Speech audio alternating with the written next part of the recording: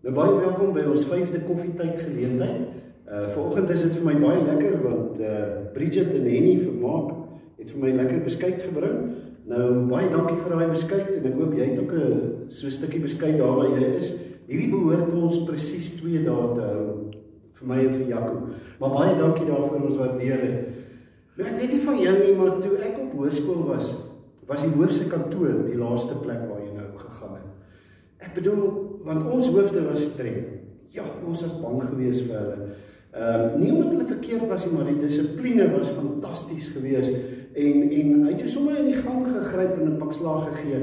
Ons hoof het gesê hy gee sommer 'n pak slaag vir wat ons al nog môre sal doen. Dis nou wat die seuns betref. En hy was nie verkeerd geweest nie.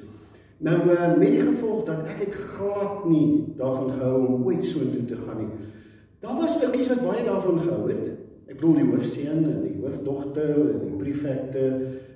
En kyk die sportsterre, die ouens wat nou provinsiaal rugby gespeel het, hulle het mos 'n oop deur gehad na die hoof se kantoor toe. En ek dink die akademiese ouetjies het ook so 'n oop deur gehad. Maar ek praat nou van ons gewone ouetjies. Ons wat nou net bietjie rugby gespeel het en cricket gespeel het en wat die skool gebruik het as 'n uithangplek. Nou so gebeur het een oggend dat hulle my roep, ek moet na die hoof se kantoor toe gaan. Julle en jy skrik hoor. En ek het dadelik opgestaan, gou my klere reg getrek, my hemp gesteek, ons kortbroeke gedra, my kouse opgetrek, bietjie spoeg gevat en net daai skoene skoon gemaak. En toe lyk ek soos 'n ou kar wat hulle opgebou het, wat net op die vloer staan en wat verkoop kan word. Julle, dit was so gewees dat terwyl ek toe nou daar in die kantoor sit, kyk ek nou maar so 'n bietjie rond, want hy sien ook nou nie elke dag wat jy hier sien nie. En toe kom sit meneer en hy vra vir my, waar was jy gisteraand by die operette se oefening? Ek sê meneer, ons was by die huis en my pa het gesê ek moet die waarheid praat. Hy sê nou hoekom het jy kom oefen nie? Ek sê meneer, want ek sing nie. Hy sê en hoekom sing jy nie? Ek sê sommer nie. Hy sê maar sommer is nie 'n antwoord nie. Ek sê meneer, want ek is nie 'n sissie nie. Nou julle, dit was blykbaar die verkeerde antwoord vir sy vraestel. Want na so rukkie toe loop ek uit terwyl my boude brand en ek het vir myself gesê ek beloof ek sal nooit in 'n operette sing nie. Ek moet sê ek was later spyt geweest toe ek sien hoe mooi die meisies is wat saam met ons gesing het. Maar dit laat my dink as ons in God se kantoor kom sit. Dit lyk my hierdie tyd gaan ons baie in sy kantoor sit. En nou praat ek van as ons gaan bid.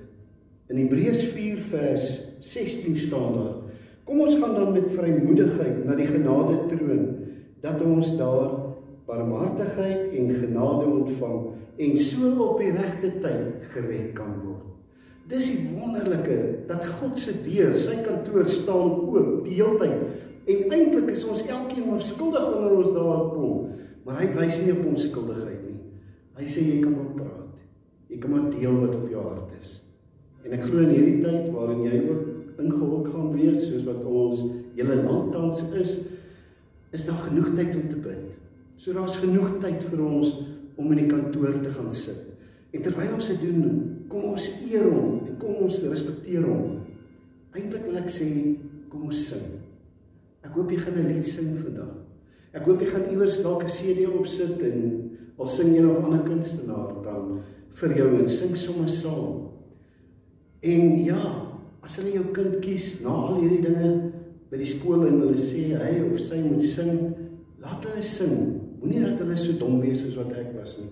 Laat hulle sing totdat hulle in die operahuis van Wenen sing. Ek hoop jy gaan vandag 'n mooi lied vir die Here hê. 'n Lofsang tot eer van sy naam. Ek sien jou môre met koffietyd. Geniet jou beskuit.